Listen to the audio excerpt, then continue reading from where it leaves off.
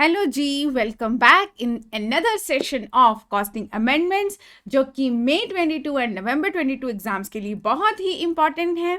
आज की क्लास में हम मार्जिनल कॉस्टिंग चैप्टर में से कुछ ऐसा डिस्कस करने वाले हैं जो सच में आने वाले एग्जाम्स में पूछने के बहुत ज़्यादा चांसेस हैं। तो बने रहिए वीडियो के साथ। वीडियो पसंद आए तो लाइक करना, चैनल को सब्सक्राइब करना एंड हमारा जो स्पेशली टेलीग्राम चैनल क्रिएट किया गया है फॉर इंटर स्टूडेंट्स उसको ज्वाइन करना, बिकॉज जो भी मैं आज डिस्कस करूंगी उसके पीडीएफ नोट्स आपको वहां पर अवेलेबल हो जाएंगे। तो चलिए आज की क्लास को करते हैं start with the very very important topic. And जो टॉपिक ऐड हुआ है, ऐड नहीं मैं कह सकती, टॉपिक ऑलरेडी आपकी बुक में था, लेकिन उस टॉपिक के पर्टिकुलरली न्यूमेरिकल क्वेश्चंस अवेलेबल नहीं थे, तो उन्होंने उस कॉन्सेप्ट को डिटेल में समझाने के लिए आपके पास क्वेश्चंस अवेलेबल कर दिए हैं, जिनको आज हम इन डेप्थ लेवल पर जाकर समझेंगे। एंड आप दुआ करोगे कि पेपर में यही क्वेश्चंस आए, क्योंकि आपको इतनी अच्छे से समझ आने वाली है इस कॉन्सेप्ट की कि आप वीडियो के एंड पर याद रखोगे। तो चलिए फिर करते हैं स्टार्ट। देखो, मार्जिनल कॉस्टिंग में जो कॉन्सेप्ट ऐड किया गया है न्यूमेरिकली, वो है आपका की फैक्टर, या जिसको हम कहते हैं लिमिटिंग फैक्टर। ठीक है, अब ये क्या होता है? देखो, हम बचपन से पढ़ते आ रहे हैं कि wants are unlimited but resources are limited. ये प्रॉब्लम एक इकोनॉमी में शुरू से रही है। एंड मतलब क्या है? इच्छाएं बहुत हैं, लेकिन उन इच्छाओं को मीट करने के लिए जो रिसोर्सेज हैं वो लिमिटेड होते हैं। अब इतनी बात करने से हमारे माइंड में सबसे पहले आती है मनी, है ना? कि दिल तो करता है बड़ा सारा बंगला हो, बड़ी सारी गाड़ी हो, आईफोन से नीचे का हम फोन ना रखें एंड ऑल, है ना? लेकिन लिमिटिंग फैक्टर क्या आ जाता है? Money, right? तो अब होता क्या है, अब जो हमारे पास अवेलेबल मनी होती है हर एक फैमिली में, उसको बेस्ट वे में यूटिलाइज करने की कोशिश की जाती है। अपनी बेसिक नीड्स से लेके कंफर्ट्स तक, कंफर्ट से लेके लग्जरीज तक, ऐसे मनी को यूज किया जाता है जिससे कि आपकी इच्छाएं भी पूरी हो जाएं एंड फ्यूचर भी जो है आपका सिक्योर हो जाए। मतलब ईच एंड एवरी रुपी की वैल्यू को समझा जाता है एंड उसे अकॉर्डिंगली उस पर्पस के लिए यूज किया जाता है, राइट? अगर एक बिजनेसमैन की बात की जाए तो इच्छाएं तो बहुत है, मेरा ही प्रोडक्ट बिके पूरी मार्केट में, मेरा ही ब्रांड का नाम चलता हो। अगर कह लो डिमांड अनलिमिटेड हो ऐसी सिचुएशन में, तो आपकी तरफ से सप्लाई भी अनलिमिटेड हो, दिक्कत कोई हो ही ना प्रोडक्शन की, ना मटेरियल सप्लाई की, ना लेबर अवेलेबिलिटी की। बस ये सारे सपने होते हैं किसी भी बिजनेसमैन के। लेकिन रियलिस्टिक सिचुएशन क्या है? प्रोडक्शन कैपेसिटी लिमिटेड है, लेबर अवेलेबिलिटी लिमिटेड है। आपका तो दिल करेगा कि प्रोडक्ट बनता रहे, दिन रात प्रोडक्शन चलती रहे, पीछे से मटेरियल भी तो आना चाहिए, मटेरियल की सप्लाई शॉर्टेज हो जाती है। तो इसका मतलब वो कोई एक ऐसा फैक्टर या मोर देन वन फैक्टर्स भी आपके जब दुनिया में आके कंस्ट्रेंट्स लगा देते हैं, आपकी इच्छाओं को दबाते हैं, उन फैक्टर्स को कहा जाता है लिमिटिंग फैक्टर, राइट? अब एक स्टूडेंट की बात की जाए, इच्छाएं तो बहुत हैं, 100 में से 100 आए, 400 नंबर के लिए अपीयर हो रहे हैं तो 400 में से 400 आए, 800 के लिए अपीयर हो रहे हैं तो 800 में से 800 आए। तो इन इच्छाओं को दबाता कौन है? Time factor. टाइम लिमिटेड है, हमारे पास गिनती मिनती के महीने हैं, या फिर कह लो उनमें भी अगर मैं काउंट करूं तो लिमिटेड आवर्स हैं। उन आवर्स को जब हमें डिवाइड करके सब सब्जेक्ट्स को देने पड़ते हैं, तब हमें एक एक आर की वैल्यू पता चलती है। तो इसका मतलब मार्क्स के सपने को जो अचीव करने में एक कंस्ट्रेंट खड़ा हो जाता है वो है टाइम का। अब आप लोग ये जो जिसका आज हम प्रैक्टिकल करने वाले हैं, ये आप लोग भी अपनी दुनिया में करते हो, लेकिन आपको पता नहीं चलता कि आप लिमिटिंग फैक्टर के क्वेश्चन सॉल्व कर रहे हो। वो कैसे? चलिए मैं आपको दिखाती हूँ। मैं आपके सामने एक सिचुएशन रखती हूँ, ठीक है? अब आपका माइंड उनको कैसे कैलकुलेट करता है वो देखना, एंड जो आपका माइंड कैलकुलेट कर रहा है ना, बस वही कंसेप्ट है हमारा ये की फैक्टर का, जिसके हम प्रैक्टिकली कॉस्टिंग के क्वेश्चन सॉल्व करेंगे। चलिए मैं आपको सिचुएशन देती हूँ। लेट अस सपोज आपका कोई सब्जेक्ट है जिसमें कि आपके पास ना 5 चैप्टर्स हैं। यहाँ पर मैं चैप्टर नंबर लिख देती हूँ। Let it be first chapter, second chapter, third, fourth and fifth chapter. आपने इंडेक्स खोला, आपके एग्जाम्स पास आ रहे हैं, तो आपने देखा आपकी बुक में 5 चैप्टर्स हैं। अब इन 5 चैप्टर्स में से जब आपने एनालाइजर उठाया है ना, आपने पास्ट ईयर ट्रेंड देखा, लेट अस सपोज, तो आपको लगा कि जो मार्क्स कवरेज करते हैं ये चैप्टर्स, वो ऑन एन एवरेज कैसी है। Let us suppose first chapter में से ऑन एन एवरेज 10 मार्क्स का पेपर आ जाता है, सेकंड में से 5 का आता है, थर्ड में से 15 मार्क्स का पूछा जाता है, इसमें से 6 मार्क्स का पूछा जाता है, एंड इसमें से 12 मार्क्स का। अब टोटली मैंने लगाया कि कितने मार्क्स का पेपर है, बट ये मैं आपको इंडेक्स बता रही हूँ, उसके हिसाब से आपने ये 5 चैप्टर्स पिक किए, उनकी ये एवरेज थी। अब आपके पास कमी किस चीज़ की है? टाइम की। टाइम बहुत कम है क्योंकि पेपर बहुत पास है, जो हमारी नॉर्मली सिचुएशन होती है। तो अब आपने एस्टिमेट लगाया कि जो टाइम रिक्वायर्ड है ना पर चैप्टर, वो कैसे है। फर्स्ट चैप्टर को कवर करने में आपको 2 घंटे लग जाएंगे, ठीक है। सेकेंड चैप्टर को कवर करने के लिए जितने मतलब नंबर ऑफ पेजेस हैं या जितना आपको पहले से आता है उसके हिसाब से आपको 3 घंटे लगेंगे। थर्ड चैप्टर के लिए मान लो आपको 4 घंटे लगेंगे, इसमें आपको 1 ही घंटा लगेगा, एंड इसमें आपको फिर से 3 घंटे चाहिए, ठीक है। अब दिन में जो आपके पास टाइम अवेलेबल है अपनी सिचुएशंस के हिसाब से, वो है मैक्सिमम, मैं यहाँ पर लिख देती हूँ, जो टाइम अवेलेबल है वो है 10 घंटे। बस 10 घंटे में आपको बेस्ट यूटिलाइजेशन करनी है अपने टाइम की, एंड मैक्सिमम कोशिश करनी है कि पेपर में मार्क्स सेफ हो जाएं। अब आप क्या करोगे, सोचो जरा। अब आपका माइंड सबसे पहले क्या फर्स्ट चैप्टर से शुरू करेगा पढ़ना, क्या सेकंड से, थर्ड से, या फिर मिक्स एंड मैच करेगा, क्या करेगा? अब जहाँ तक मुझे लगता है सबसे पहले आप ये देखोगे कि हाईएस्ट मार्क्स किसके, जो पहले माइंड कैलकुलेट करता है। आपको लगता है कि थर्ड चैप्टर में से ना 15 नंबर का पेपर आ रहा है, मतलब ये सबसे इंपॉर्टेंट है, लेकिन इस इंपॉर्टेंट चैप्टर ने 4 घंटे खा जाने हैं सिर्फ, मतलब 10 में से 4 घंटे तो यही खा जाएगा। 4 घंटे लगाने के बाद सिर्फ 15 नंबर की कवरेज हुई, तो कोई और ऑप्शन बेटर हो सकती है। अब आप सोचोगे कहाँ ये 4 घंटे लगाकर 15 नंबर का, कहाँ ये 1 घंटा लगाकर 6 नंबर का पेपर कवर हो जाएगा। मतलब अब कहीं ना कहीं उलझन क्रिएट होनी शुरू हो गई है। अब आप फाइनल डिसीजन पर कैसे पहुंचते हो वो आपको नहीं पता चलता, लेकिन आपका जो माइंड कैलकुलेट करता है वो पता क्या करता है, वो निकालता है वेटेज पर आर। वो हर घंटे की वैल्यू देखेगा यहाँ से, मतलब ये देखो मार्क्स पर आर, ये वो कैलकुलेट करेगा। अब देखो कैसे, अगर 10 मार्क्स 2 घंटे में आपके कवर हो सकते हैं, तो इट मीन्स 1 घंटे की वैल्यू कितनी हो गई? 5 मार्क्स की। मतलब आपके माइंड में यही आएगा 1 घंटा लगाओ तो इसमें से 5 नंबर का पेपर सिक्योर कर लो। 5 नंबर का एग्जाम मतलब कवरेज 3 घंटे लगाएगा, तो इट मीन्स आपको पर आर वैल्यू कितनी मिल रही है? 1.67 मार्क्स की, right. 15 divided by 4 3.75 marks, 6 divided by 1 6 marks, 12 divided by 3 4 marks. ये है जो वो कैलकुलेशन जो आपका माइंड करता है बिफोर टेकिंग डिसीजन कि आपको किस चैप्टर से शुरुआत करनी है रिवीजन की, या इनमें से भी कौन से चैप्टर्स आप कर सकते हो depending on the time available, right. तो अब आप देखो, अब आपके सामने पूरी सिचुएशन है, अब आप किसको सबसे पहले टच करना चाहोगे? तो अंडरस्टूड है 1 घंटे में अगर ये 5 नंबर की कवरेज कराता है, ये 1.67, तो अब सबसे पहले हाईएस्ट ढूंढोगे। आपको मिल गया वो हथियार कि 4th चैप्टर कर जाऊंगा सबसे पहले। मतलब अब मैं क्या कर रही हूं, मेरा माइंड अब कर रहा है रैंकिंग।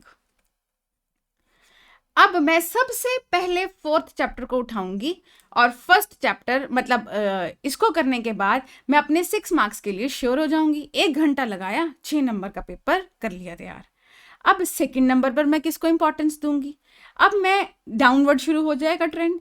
6 के बाद अब मैं सेकंड हाईएस्ट ढूंढूंगी, ये रहा 5 मार्क्स। अब सेकंड इंपॉर्टेंस मैं इस चैप्टर को दूंगी, रैंक 2 फर्स्ट चैप्टर आ गया मेरा, ठीक है। अब इसको करने के बाद फिर मैं थर्ड हाईएस्ट ढूंढूंगी, ये रहा। फिर मैं फोर्थ हाईएस्ट, ये रहा, एंड ये लास्ट में ये रहा। अब मैंने कर दी रैंकिंग। अब क्या मैं इस रैंकिंग के हिसाब से सारे चैप्टर्स कर सकती हूँ? देखते हैं।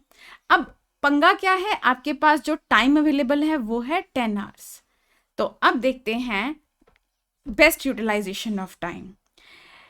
टोटल टाइम, एक सेकेंड, अब टोटल टाइम अवेलेबल था 10 आवर्स।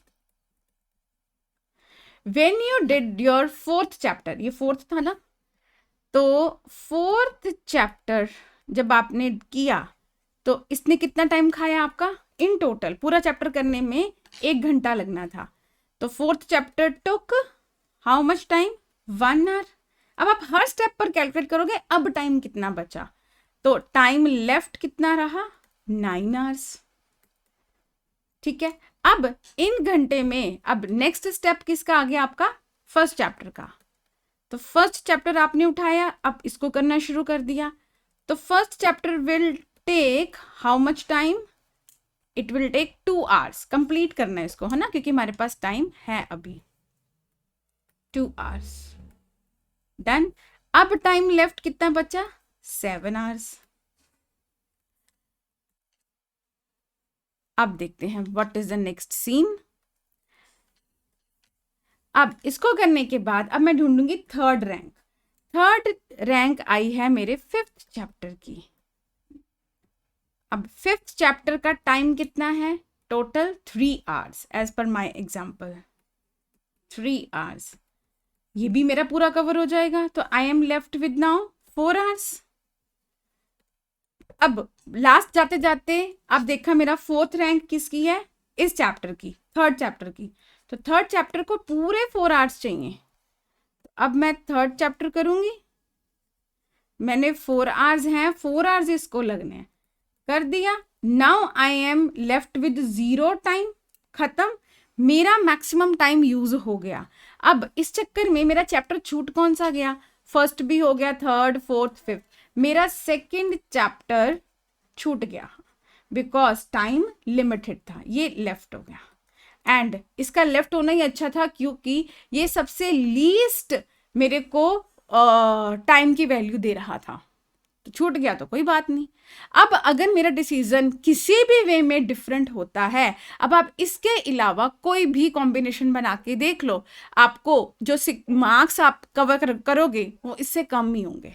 देखो कैसे, टोटल जितने आपने चैप्टर्स किए उसमें आप देखो, इसको छोड़ के ये वाला चैप्टर हमने लीव किया ना, आपकी कवरेज कितनी हुई? 10 + 15 25, 25 + 6 31, 25 + 6 31, 31 + 12 दैट इज 43। आपने इसमें 43 मार्क्स की कवरेज कर ली 10 घंटे में। अब आप इसके अलावा कोई भी कॉम्बिनेशन ट्राई कर लो। कैसे? फॉर एग्जाम्पल मैं कहती हूँ चलो मैंने पहले 4 चैप्टर कर लिए, अब पहले 4 का देखो टोटल कितना बनता है। अब पहले 4 करने में टाइम कितना चाहिए? 2 + 3 5, 5 + 4 9 आवर्स, 9 + 1 10 आवर्स, 10 आवर्स ही लगेंगे। लेकिन टाइम देखो और मार्क्स देखो, 10 + 5 15, 15 + 15 30, 30 + 6 36 मार्क्स। वही 10 घंटे आपको 36 मार्क्स दिलवा रहे हैं, वही 10 घंटे हमारे कॉम्बिनेशन से एनालिटिकल एनालिसिस मतलब करने के बाद आपको 43 मार्क्स दिलवा रहे हैं, है ना फर्क? ठीक है, तो मतलब आप लोग डेफिनेटली ये चीज करते होंगे, बट हमें पता नहीं चलता कि हम कर क्या रहे हैं। ठीक है, तो बस इसको हम हमने प्रैक्टिकली करना, लिखना सीख लिया। अब ऐसे ही हमारे पास क्वेश्चंस आएंगे। ये तो थी एक स्टूडेंट की लाइफ। अब हम चलते हैं एक बिजनेसमैन की दुनिया में।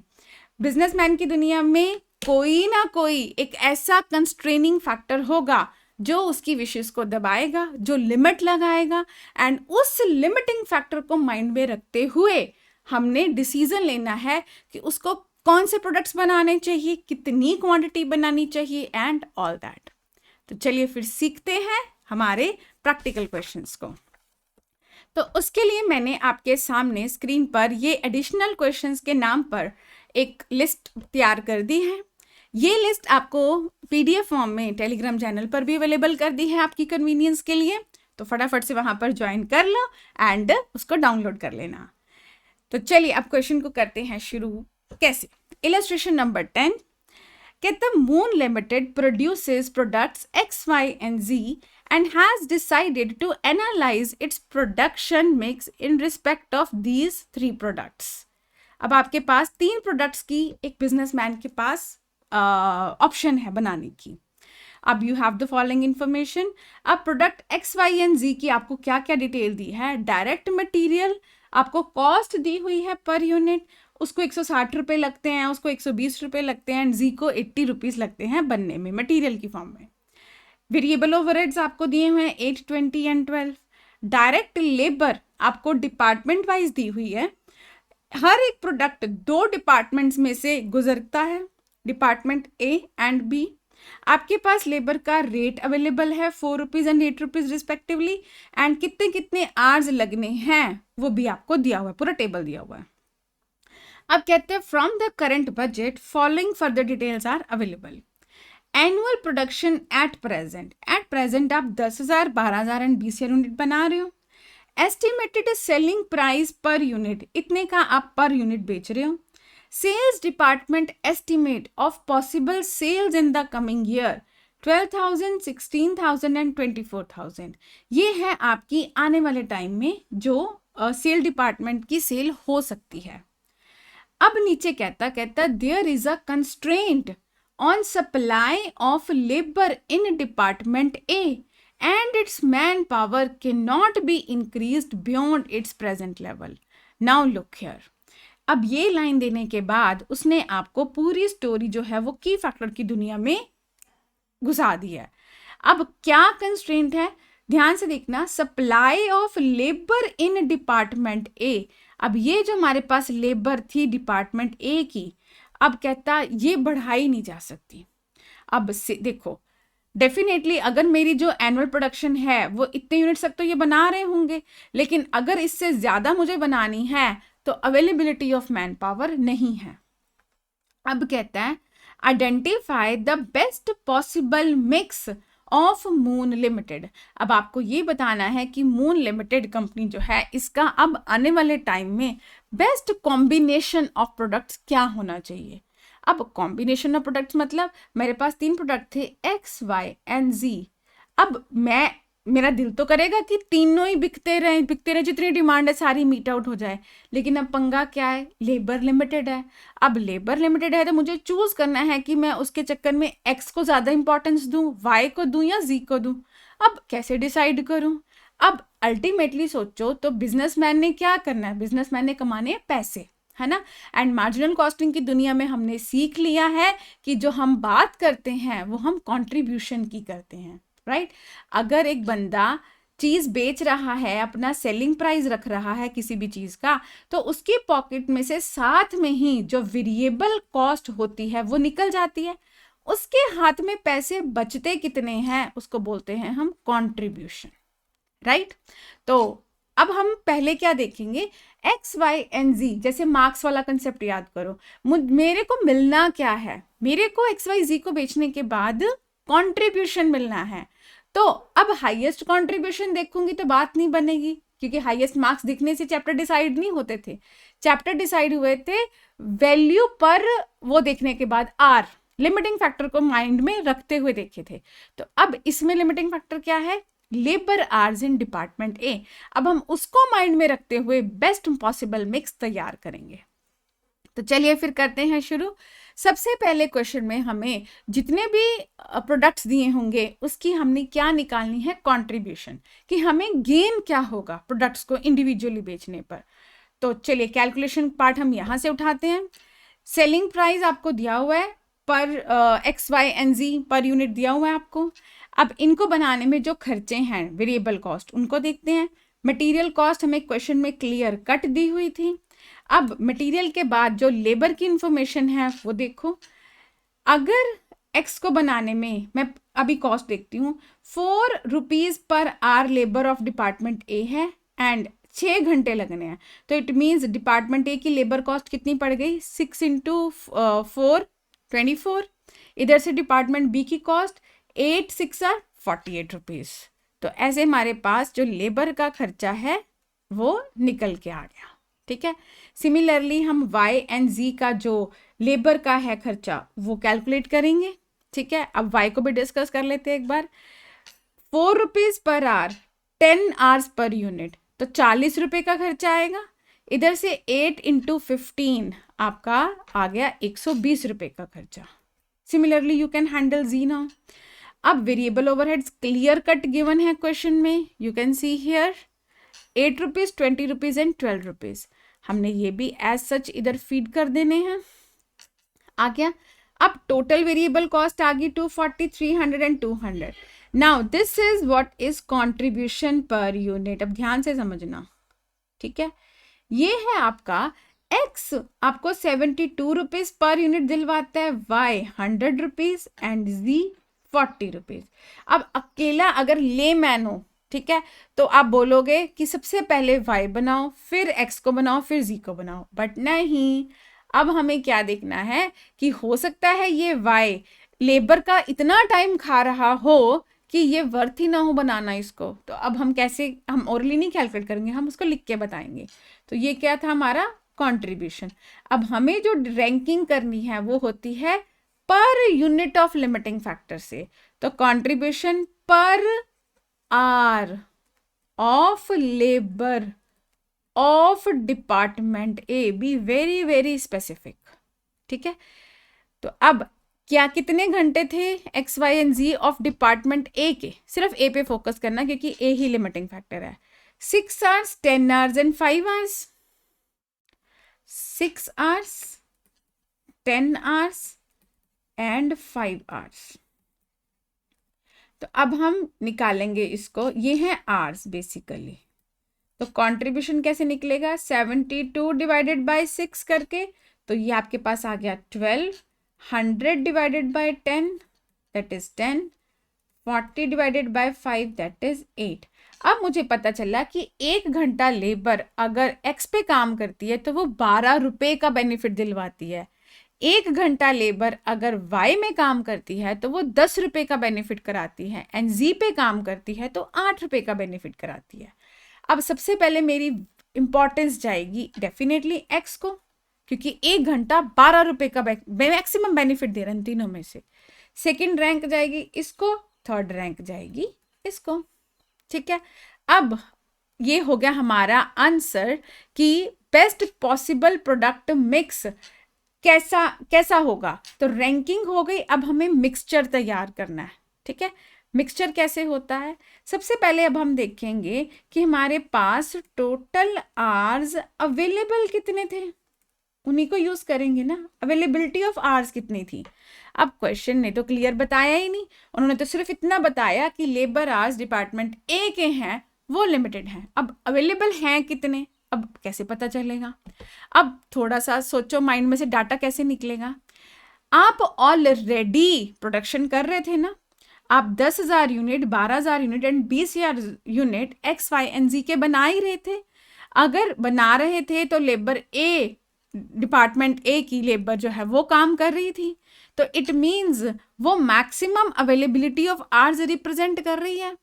तो कितनी अवेलेबिलिटी हो गई चेक करो जरा। एक्स के लिए दे वर स्पेंडिंग 10,000 इंटू 6 आवर्स, ठीक है ना। 60,000 घंटे लग रहे होंगे। ये देखो 10,000 आप ऑलरेडी बना रहे थे, एक यूनिट को 6 घंटे लग रहे थे, तो इट मीन 60,000। वाई में कितनी अवेलेबिलिटी हो गई, 12,000 into 10 hours that is 1,20,000 hours की। जी में कितनी अवेलेबिलिटी हो गई, 20,000 इंटू 5 दैट इज 1,00,000 आवर्स। तो ये आपके पास कितनी अवेलेबिलिटी हो गई, 2,80,000 आवर्स की अवेलेबिलिटी है, और ये बढ़ाई नहीं जा सकती बिकॉज लेबर लिमिटेड है। तो ये देखो आपके पास 2,80,000 आवर्स अवेलेबल हो गए, ठीक है। अब हम करेंगे इनको यूटिलाइज। अब सबसे पहली प्रेफरेंस क्या है, सबसे पहले हम बोलेंगे कि आप x को प्रोड्यूस करो, ठीक है। अब x के कितने हमारे पास, देखो 10,000 आप ऑलरेडी बना रहे थे, आपकी पॉसिबल सेल 12,000 जा सकती है। तो अब आपने इसको हिलाना है डेफिनेटली, तभी तो ये क्वेश्चन उठा है। तो अब आप कितना टारगेट बनाओगे? 12,000 यूनिट्स का। 12,000 यूनिट्स आपके कितना टाइम खाएंगे? 6 per unit, 6 hours per unit है, तो इट मीन्स 72,000 आवर्स तो एक्स को बनाने में एग्जॉस्ट हो जाएंगे। Got it? साथ साथ में आपने टाइम लेफ्ट काउंट करते रहना है, ठीक है, या बैलेंस आवर्स। तो 2,80,000 में से 72,000 बाहर हुए, तो you are left with 2,08,000 hours. ठीक है, ध्यान से करना है। अब हमारी सेकंड प्रेफरेंस क्या है? प्रोड्यूस वाई, क्योंकि सेकंड पे कौन आया? वाई। अब वाई कितना बनाना है आपने? अब एस्टिमेटेड सेल कितनी है? 16,000, एंड एक यूनिट को कितना टाइम लगता है? 16,000 इंटू 10। ये लिखने से पहले ना एक बार माइंड में सोच लेना कि इसको चाहिए 1,60,000, अवेलेबल कितने? 2,08,000, मतलब पूरे बन जाएंगे, क्योंकि अब कंस्ट्रेंट अपना रोल प्ले करेगा, देखना। तो इसको चाहिए 1,60,000 आवर्स, कोई दिक्कत नहीं आई, सारे के सारे बन जाएंगे, ठीक है। अब टाइम लेफ्ट कितना है? अब टाइम लेफ्ट बचा 2,08,000 में से 1,60,000 गए, तो 48,000 आवर्स। ओके जी। अब देखो, अब आया आपका लास्ट पे प्रोड्यूस जी। अब अगर जी सारा बन जाना होता 24 का 24,000, तो क्वेश्चन क्रिएट ही नहीं होना था, है ना। इसका मतलब कहीं ना कहीं पक्की ये बात है कि कोई एक बंदा जो है, मतलब प्रोडक्ट है, वो सेक्रीफाइस होगा। जैसे हमारे ओरिजिनल क्वेश्चन में, एग्जाम्पल में, हमने एक चैप्टर को छोड़ दिया था ना, हम छोड़ के गए थे ना, 43 मार्क्स का प्रिपेयर करके गए थे। सिमिलरली इसमें भी कोई ना कोई एक प्रोडक्ट जरूर सेक्रीफाइस करेगा। एंड अब वो क्या दिख रहा है? जी, क्योंकि जी के 24,000 यूनिट्स बनने में आप सोचकर देखो कितना टाइम चाहिए। एक यूनिट को लगते हैं 5 घंटे, तो एक बार रफली सोच के देखो, 24,000 इंटू 5, 1,20,000 आवर्स चाहिए इसको पूरा बनाने में, जितनी इसकी डिमांड है, लेकिन बन नहीं पाएंगे because you are left with just 48,000 hours. तो अब हम कितना बना पाएंगे वो कैसे पता चलेगा? अब मैं देखूंगी टोटल अवेलेबिलिटी 48,000 आवर्स की है, 5 घंटे पर यूनिट लगते हैं, तो it means 48,000 divided by 5, 9,600 units ही हम जी के बना पाएंगे।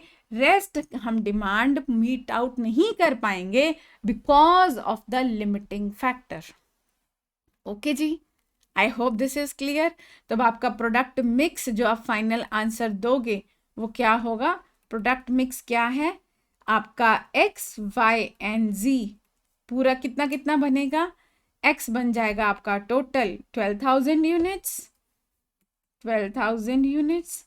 वाई बनेगा आपका 16,000 यूनिट्स, एंड जी बनेगा आपका 9,600 units. So this is the answer for the first part of the question. I hope I am clear. Second step पर कहता है calculate the total contribution from the best possible product mix. अब आपको इसका contribution बताना है, तो मैं ए पार्ट में ही बी को मर्ज कर रही हूँ। तो जब आपने टोटल कॉन्ट्रीब्यूशन बताना है तब सीधा क्या करोगे? कॉन्ट्रीब्यूशन पर यूनिट से इनको मल्टीप्लाई कर दोगे, and for this I am referring to the answer. तो पर यूनिट आप 7,240 कैलकुलेट कर चुके हो, सीधा इनको मल्टीप्लाई कर लो, आपके पास मनी वैल्यू आ जाएगी 28,48,000 रुपीज की। This is the total maximum contribution that you can achieve with your wisdom. अगर आपका डिसीजन कहीं पर भी गलत होता है, आप पहले सारा जी बना देते हो, एक्स को सेक्रीफाइस करते हो, कुछ भी सीन आप नया क्रिएट करते हो, तो उसमें आपका कंट्रीब्यूशन इस कंट्रीब्यूशन से कम ही होगा, चाहे जितनी मर्जी ट्राइयां मारकर देख लेना। ओके जी, तो आई होप ये क्वेश्चन आपको अच्छे से समझ में आ गया होगा, एंड ये मैं दोबारा बता रही हूँ, this is very very important for your upcoming exams. ठीक है जी, चलिए। तो इसके बाद अब मैं आपके साथ आपकी इलस्ट्रेशन नंबर 11 डिस्कस करती हूँ। सेम ट्रैक पर चलेगी एंड थोड़ी स्पीड से हो जाएगी अब। ठीक है, चलिए देखते क्या कहता है। कहता है ABC limited produces and sells 2 products X and Y।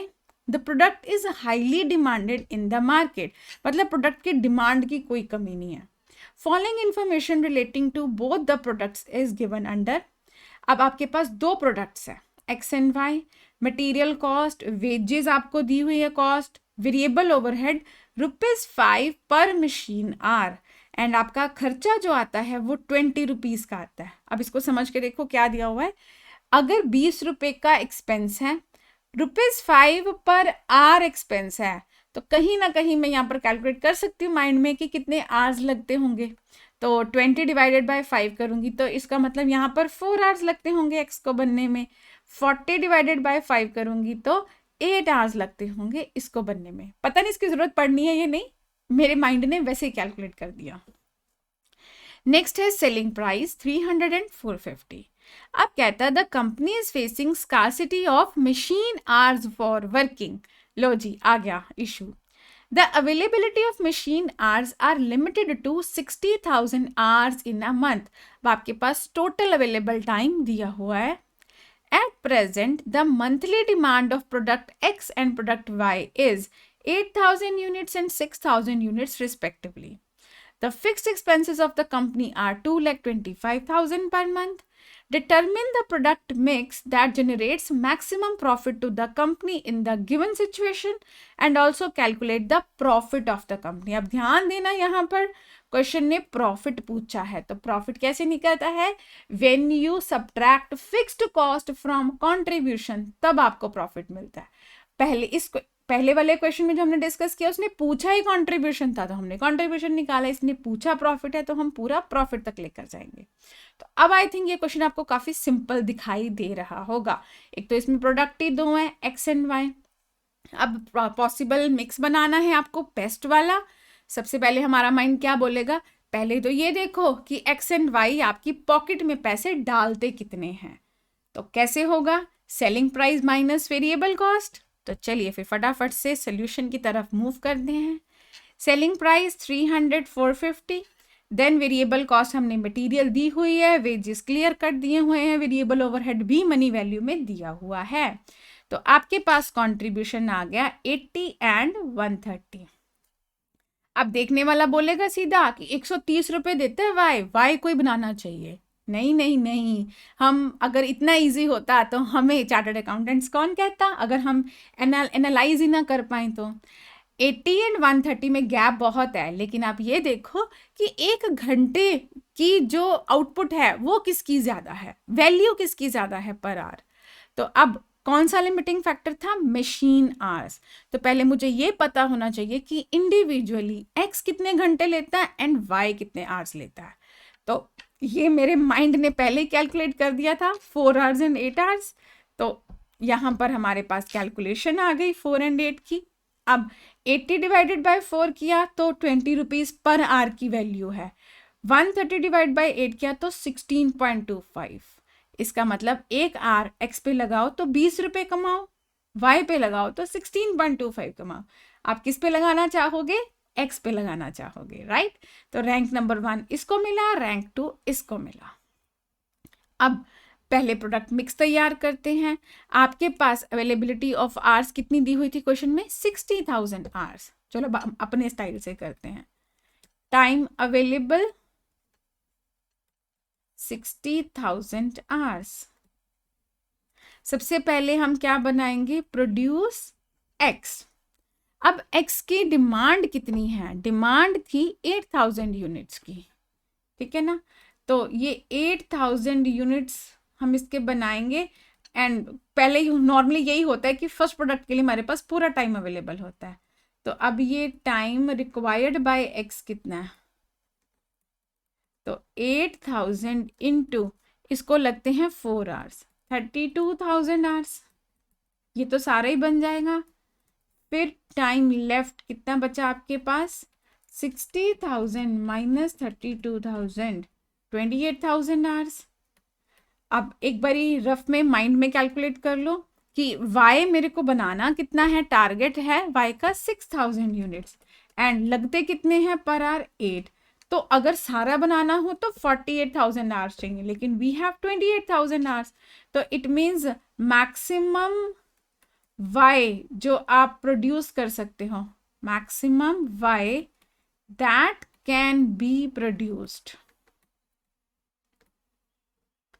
Is equal to 28,000 hours, and 8 घंटे एक को लगते हैं, तो 28,000 डिवाइडेड बाई 8, 3,500 यूनिट्स ही आप इसके बना सकते हो y के। तो आपके पास कॉम्बिनेशन आ गया 3,500 यूनिट्स, ठीक है, y के, एंड 8,000 यूनिट्स x के। अब उसने क्या पूछा था आपसे, आप प्रॉफिट भी निकालो। तो सबसे पहले हम इनसे निकलने वाला टोटल कंट्रीब्यूशन निकालेंगे। रिस्पेक्टिव कंट्रीब्यूशन से किया मल्टीप्लाई, इसको 80 से इसको 130 से, पूरा आ गया। टोटल फिक्स कॉस्ट टोटलिटी में माइनस होती है। अब बिकॉज मार्जिनल कॉस्टिंग का कॉन्सेप्ट क्या कहता है, that fixed cost is a period cost and not product cost. इसका प्रोडक्ट से कोई रिश्ता नहीं होता कॉमन खर्चों का, ये कॉमन कंट्रीब्यूशन में से माइनस होते हैं। तो आपके पास अल्टीमेटली 8,70,000 का प्रॉफिट आएगा हाथ में इस कॉम्बिनेशन से। अगर आप कॉम्बिनेशन चेंज करते हो, पूरा y बनाते हो, पार्टली x बनाते हो, जैसी मर्जी ट्राई मार के देख लेना, इससे प्रॉफिट कम ही होगा। तो I hope this key factor concept is very much clear to you. इस कॉन्सेप्ट को समझने में कहीं पर भी कोई दिक्कत आती है तो मुझे ज़रूर बता देना कमेंट बॉक्स में, राइट। एंड इस कॉन्सेप्ट को अच्छे से पढ़ भी जाना, मैं फिर से कह रही हूँ ये बहुत इंपॉर्टेंट है, राइट। अब इसके साथ ही आपके पास जो नेक्स्ट इलस्ट्रेशंस हैं जो कि नई ऐड हुई हैं, that I will be covering up in the next session. So bye for now, take care. Video को लाइक ज़रूर कर देना, ओके, बाय बाय।